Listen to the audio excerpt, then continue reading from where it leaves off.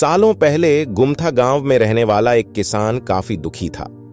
वो अपने जीवन की छोटी छोटी परेशानियों को लेकर उदास रहता था और अपने दुख के बारे में लोगों को बताता फिरता था। एक दिन उसे किसी ने सलाह दी कि तुम गौतम बुद्ध के पास चले जाओ, वे तुम्हारी समस्याओं का कोई न कोई हल जरूर निकल देंगे। उस व्यक्ति की बात सुनते ही दूसरे दिन वो किसान सीधे महात्मा बुद्ध के पास पहुंच गया। गौतम बुद्ध के पास पहुंचकर उन्हें प्रणाम करते हुए उसने बताया कि मैं एक किसान हूं और मैं खेती करके जीवन यापन करता हूं। मैं यहां अपनी समस्याओं का समाधान लेने के लिए आया हूं। दरअसल कई बार हमारी फसल अच्छी होती है तो कभी बिल्कुल भी नहीं होती। इससे मैं बहुत परेशान हो जाता हूं। इतना कहने के बाद किसान ने आगे कहा कि मेरी पत्नी है और वो मुझसे बेहद प्रेम करती है, पर कभी कभी वो मुझे बहुत परेशान करती है। उससे मैं तंग आ गया हूं और कभी कभी लगता है कि अगर वो मेरे जीवन में नहीं आती तो मैं कितने अच्छे से रहता। इस तरह वह अपनी सारी परेशानियां महात्मा बुद्ध को सुनाता रहा और वो उसकी बातें सुनते रहे। जब तक किसान बात कर रहा था तब तक गौतम बुद्ध एक शब्द भी नहीं बोले।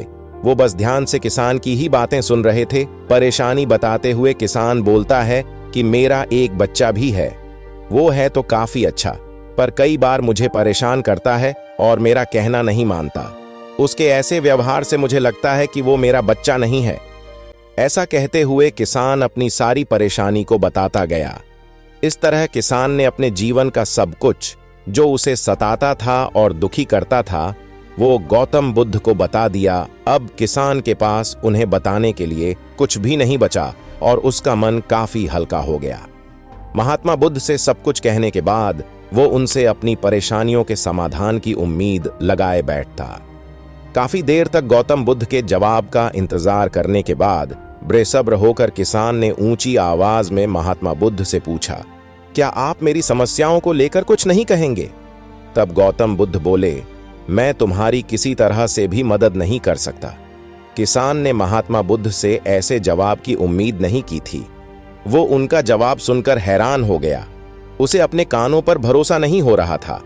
उसने भगवान बुद्ध से पूछा कि ये आप क्या बोल रहे हैं? क्या आप मेरी समस्याओं का समाधान नहीं कर सकते? मैंने सुना है कि आप सभी की समस्याओं का समाधान करते हैं, तो मेरी समस्याओं का क्यों नहीं करेंगे?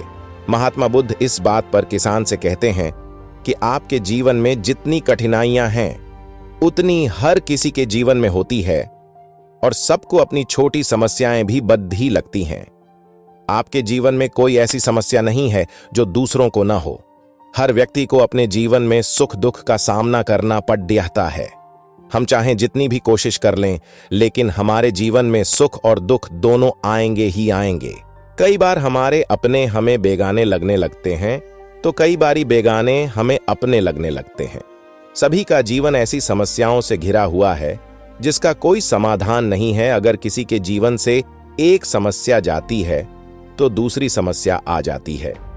ऐसे में तुम एक समस्या का आज समाधान कर लोगे तो तुम्हें कल दूसरी समस्या का सामना करना पड़ेगा। यही जीवन का एक अटल सत्य है। बुद्ध की बातें सुनकर किसान को गुस्सा आ जाता है और वो उन्हें बोलता है कि लोग आपको महात्मा कहते हैं। मैंने लोगों से ये भी सुना है कि आप सबकी परेशानी दूर करते हैं, पर मेरी समस्या का निवारण करने के बजाय आप मुझे फिजूल की बातें बता रहे हैं। मैं आपके पास बहुत उम्मीद लेकर आया था, पर अब मुझे लग रहा है कि आपके पास मेरा आना व्यर्थ हुआ। मैंने जो भी आपके बारे में सुना था वो सब झूठ है। महात्मा बुद्ध को इतना कहकर किसान वहां से जाने लगता है।